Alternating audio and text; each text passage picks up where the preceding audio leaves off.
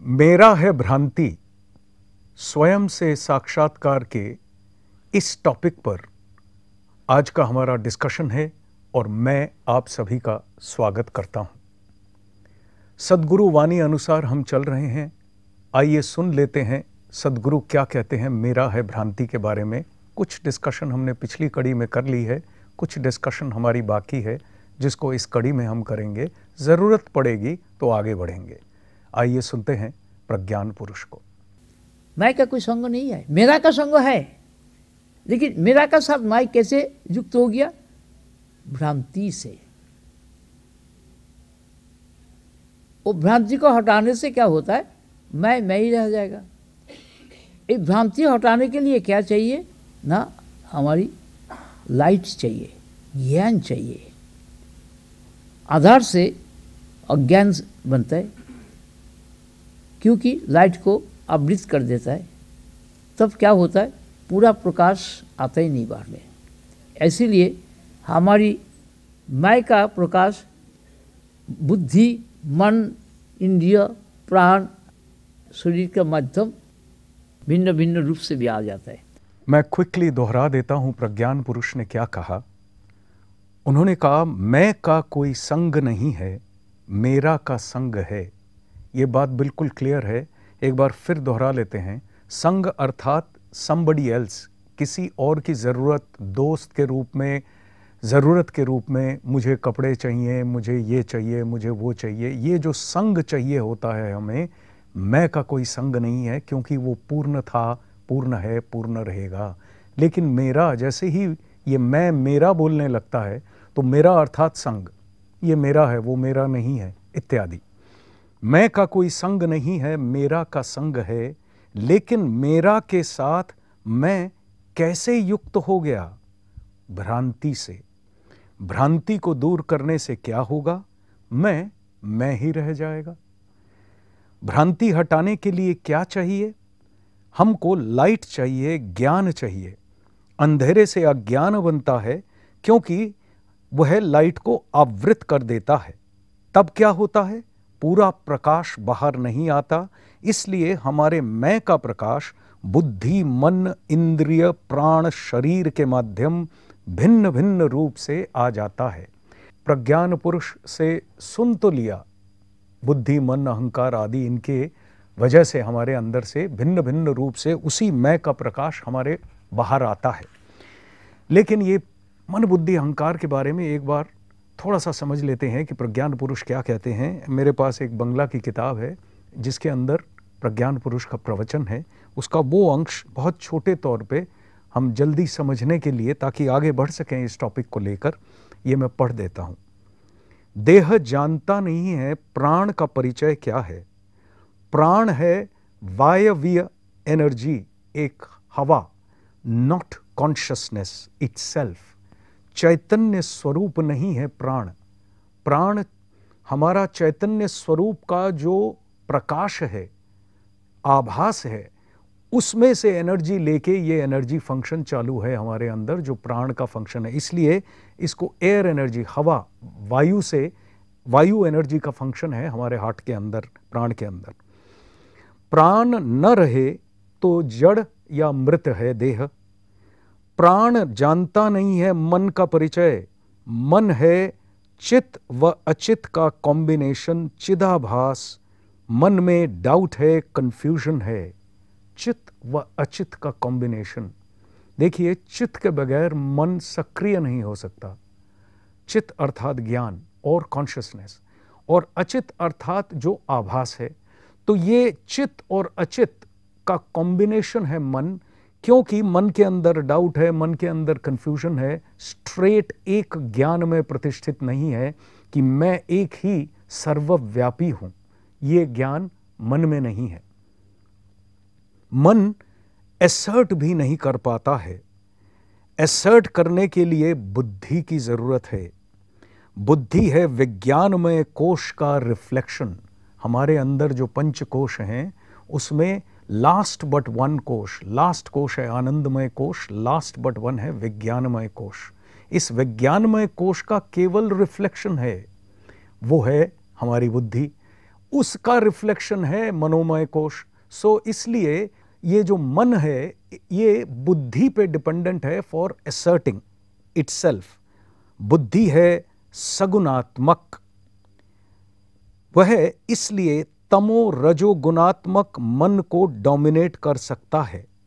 अवश्य सत्व गुणात्मक मन के साथ बुद्धि का फर्क बहुत कम है। देखिए, मन जब रिफाइंड होता है, सत्व गुण की तरफ जाता है, हमने गुणों के चैप्टर में डिस्कस किया था, तो वो मन रिफाइंड होके सत्व गुणात्मक मन और बुद्धि में बहुत फर्क है, अर्थात उसको बुद्धि की अवस्था मिल जाती है। ऑल दोज क्वालिटीज जो बुद्धि की हैं वो उसके अंदर भी उजागर हो जाती हैं। अब शुद्ध बुद्धि व बोध में पार्थक्य नहीं है, यह कहना बाहुल्य है। अर्थात शुद्ध बुद्धि जो है वो है ईश्वर की बुद्धि। शुद्ध बुद्धि और बोध जो है ईश्वर बोध स्वरूप, सेल्फ डिवाइन कहते हैं ईश्वर को, हमारे ही अंदर की हमारी केंद्रीय स्थिति है। तो शुद्ध बुद्धि और बोध में डिफरेंस ना के बराबर है, कुछ नहीं है। आगे कहते हैं बोध स्वरूप नित्य शुद्ध हैं, बोध के स्फूर्तिमय रूप बुद्धि रूप में बहते हैं, प्रकाश होते हैं। शुद्ध बोध स्वरूप स्फूर्तिमय बोध के जो रूप है बुद्धि, उसमें प्रकाशित होते हैं। तीन गुणों के संग मिश्रण त्रिविध बुद्धि में प्रतिफलित होता है। तीन गुण बुद्धि में खेलते हैं, ये गुणों के चैप्टर में हम लोग डिस्कस कर चुके हैं। तीन गुण खेलते हैं मन में भी, तीन गुण खेलते हैं अहंकार में भी, लेकिन ये तीन गुणों का संग मिश्रण रहता है बुद्धि में। चतुर्विध अंतःकरण हमारा जो है वो है मन, बुद्धि, अहंकार व चित्त। बुद्धि व अहंकार एक कैटेगरी के हैं, मन व चित्त अन्य कैटेगरी के हैं। देखिए, ब्रह्मज्ञानी ऋषियों ने सबसे पहले एक बात कही, मन। फिर देखा इतनी सारी शाखाएं प्रशाखाएं मन की हैं, यानी अंतःकरण को मन बोला था, और इतनी शाखाएं प्रशाखाएं देख के उसको दो भागों में भाग किया। जैसा यहां कह रहे हैं प्रज्ञान पुरुष, पहला भाग बुद्धि और अहंकार जोड़ के, दूसरा भाग मन और चित्त जोड़ के, जो मेमोरी बैंक है हमारा। सो अंतःकरण में चार भाग हो गए, मन, बुद्धि, अहंकार, चित्त। अब ये दो और दो, चार को दो भाग में बांट के भी नहीं बना, तो उन्होंने सेपरेट चार कर दिए, मन, बुद्धि, अहंकार, चित्त। तो कह रहे हैं कि बुद्धि व अहंकार एक कैटेगरी के हैं और मन व चित्त दूसरी कैटेगरी के हैं। इसलिए अनेक क्षेत्र में बुद्धि व अहंकार को एक अर्थ से व्यवहार किया जाता है और मन और चित्त को एक दूसरे अर्थ से व्यवहार किया जाता है। शुद्ध मन कहें तो सात्विक मन को निर्देशित किया जाता है, एवं शुद्ध बुद्धि कहें तो सात्विक बुद्धि को ही निर्देशित किया जाता है। चित्त व अहंकार क्षेत्र में ऐसा ही है। जैसे ही शुद्धता बढ़ती जाती है तो वो शुद्धता सात्विक और शुद्ध सात्विक में चली जाती है, क्योंकि अहंकार एक काम करता है ईश्वर में भी, लेकिन वो अहंकार हमारे जैसा नहीं है।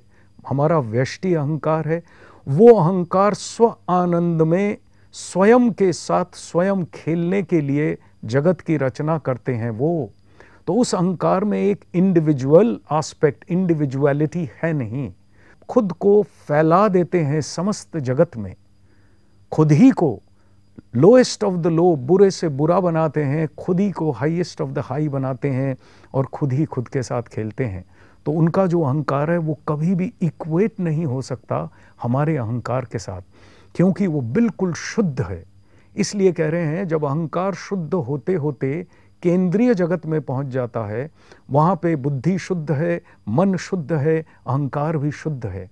तो चूंकि वो इस रूप नहीं चलता जिस रूप साधारण व्यष्टि में, इंडिविजुअल आई में चलता है, इसलिए उसको अहंकार, बुद्धि और मन बोल के संज्ञा नहीं दी जाती। उसको शुद्ध बुद्धि, शुद्ध मन, शुद्ध अहंकार ऐसे बोला जाता है।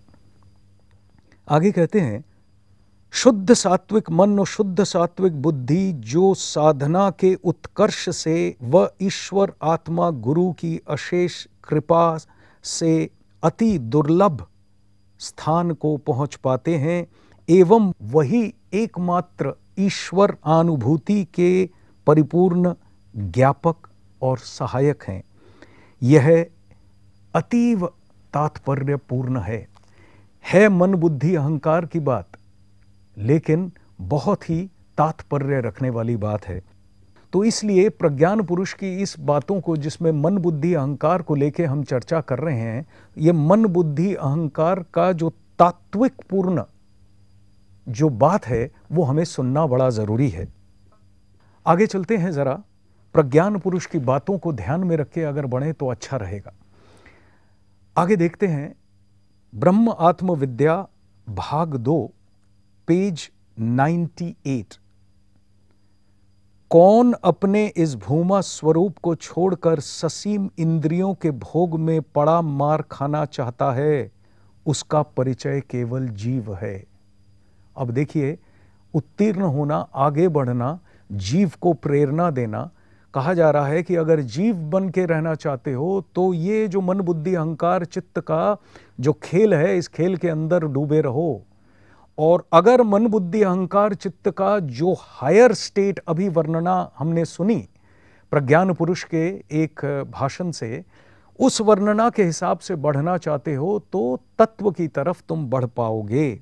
जीव स्वरूपतः विशुद्ध चैतन्य स्वरूप होकर भी स्वकल्पित कल्पना के प्रभाव में, अर्थात अविद्या माया योग से गुण विशेषण व उपाधि युक्त होकर खंडित भाव से, आत्मा अतिरिक्त अन्य भाव से, पृथक भाव से, भिन्न भाव से अपनी धारणा करता है। देखिए, ये जो भिन्नता हमारे अंदर खेलती है, डिफरेंस खेलता है, इसको कितने एंगलों से कैसे कैसे ये आया, इसका विशेषण हमें मिल गया। ये जो भ्रांति है, ये भ्रांति कहाँ है, कैसे है, इसको एक्सप्लेन कर रहे हैं। अविद्या माया योग से गुण विशेषण व उपाधि युक्त होकर खंडित भाव से, जैसे ही गुण विशेषण और उपाधियां युक्त हो गई, उपाधि का अर्थ है मैं अमुक चंद्र अमुक हूं, मेरी ये उपाधि है, मैं ये पास हूं, मैं ये जानता हूं, मैं ये बहुत बड़ा खिलाड़ी हूं, ये सब उपाधि है। मैं उसका पिता हूं, उसका बेटा हूं, उसका चाचा हूं, सब उपाधियां हैं। मैं के ऊपर केवल स्टैंपिंग है। इस स्टैंप का जीवन जीते रहेंगे जब तक, उपाधि का जीवन जीते रहेंगे तब तक हम जीव हैं। इस उपाधि से मुक्त होने के लिए हम कोशिश करेंगे तो हम जो शिव हैं वो भी हम जान जाएंगे। अब उपाधि मुक्त होने का मतलब ये नहीं है कि जगत के सारे आत्मीय स्वजन का त्याग कर देना, लेकिन ये जो बोध मेरे अंदर खेल रहा है चचा मामा इत्यादि का, ये नहीं, एकत्व के बोध में सबसे डील करना, चाहे वो घर वाले हैं चाहे बाहर के लोग हैं। आगे कहते हैं, ये मानसिक वृत्ति के माध्यम ही होता है। मानसिक वृत्ति मात्र ही कल्पना है। कल्पना अर्थात भ्रांति है। बुद्धि और मन के साथ युक्त होकर जीव देह कारागार में वास करता है। वह अपने मुक्त आत्म स्वरूप का परिचय नहीं जानता। देह कारागार का अर्थ है संसार, समसार नहीं। अहंकार और मेरा बोध से होता है यह व्यवहार। देहात्म बुद्धि तथा अपने को दूसरे से पृथक जानने की धारणा ही है उसके लक्षण। यही है भ्रांति। आगे कहते हैं, जीव का देह से लेकर बुद्धि तक जितने प्रकार का व्यवहार दृष्ट होता है वह सब ही अविद्या शक्ति का खेल है। अविद्या शक्ति है त्रिगुणात्मिका माया शक्ति, भ्रांति क्रिएट करने वाली। तो ये जो मेरा सृष्ट हो रहा है भ्रांति के माध्यम से, मन बुद्धि अहंकार चित्त के माध्यम से, ये हमने प्रज्ञान पुरुष की वाणी में सुना, और प्रज्ञान पुरुष की वाणी जो किताबों में व्यक्त हुई है उसको पढ़कर, सोचकर, मनन कर हमको पता चला। तो मेरा है भ्रांति, ये कड़ी हम यहीं समाप्त करते हैं, और अगली कड़ी में मेरी आपसे फिर मुलाकात होगी। आइए तब तक सुनते हैं प्रज्ञान पुरुष का एक उद्गत भजन।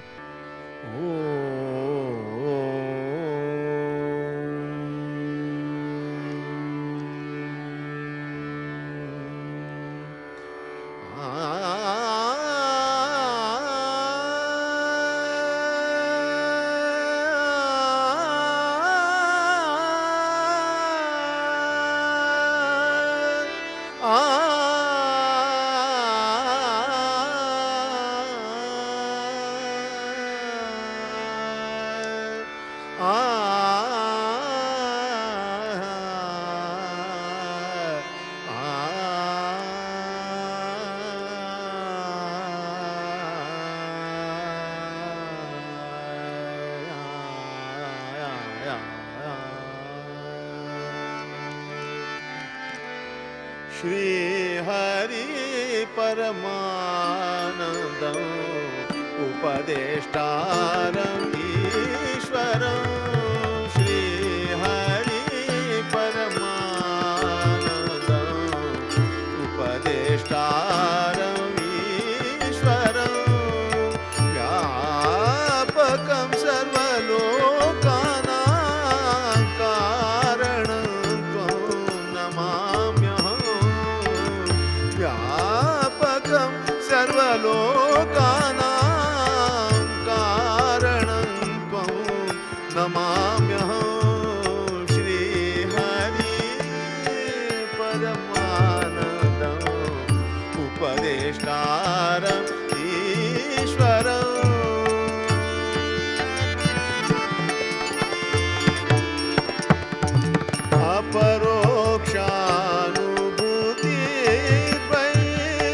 प्रच्यते मोक्षसिद्धाये सद्भिरेव प्रयत्नेन भिक्षणीया मुहुर्मुहुः स्वरूपयस्य नित्याद्वैतं स्वतः सिद्धं स्वतः स्फुटं भवातीतं द्वन्द्वातीतं भेदातीतं निरूपमं भवातीतं द्वन्द्वातीतं भेदातीतं निरूपमं श्रीहरि परमानन्दम् उपदेष्टारम्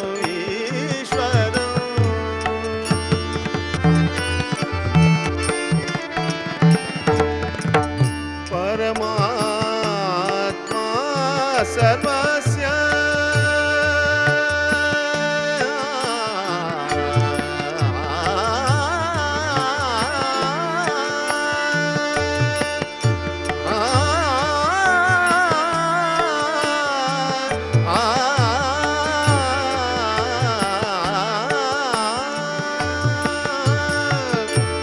परमात्मा सर्वस्य सर्वाधिष्ठानं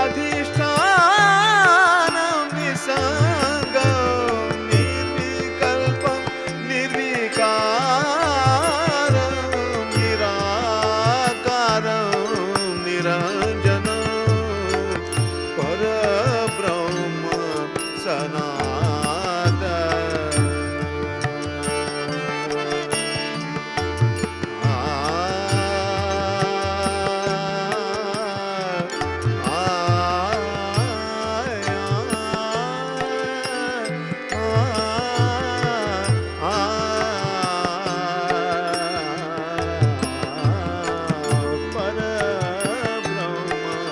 सनातन पुरुषोत्तम सर्वसम निष्कलं निर्मलं निराभासं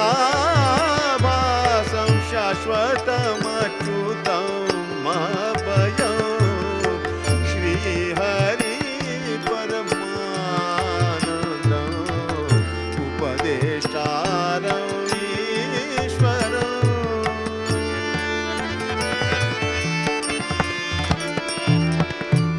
परमतत्त्व गुरु तत्त्व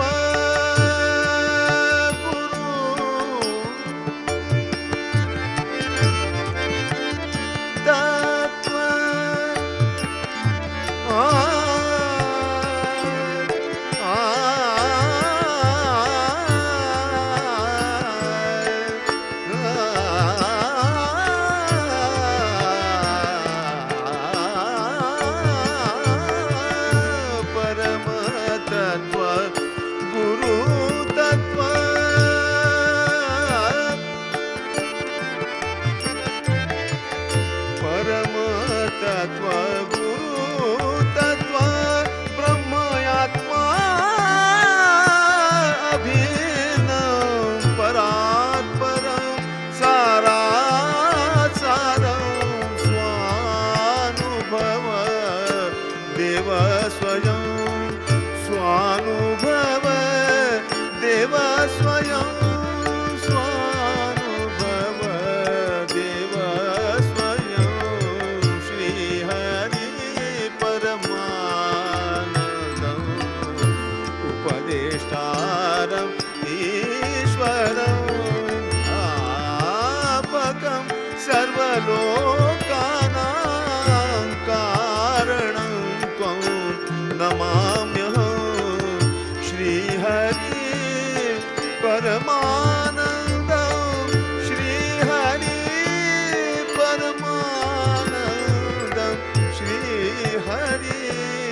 परम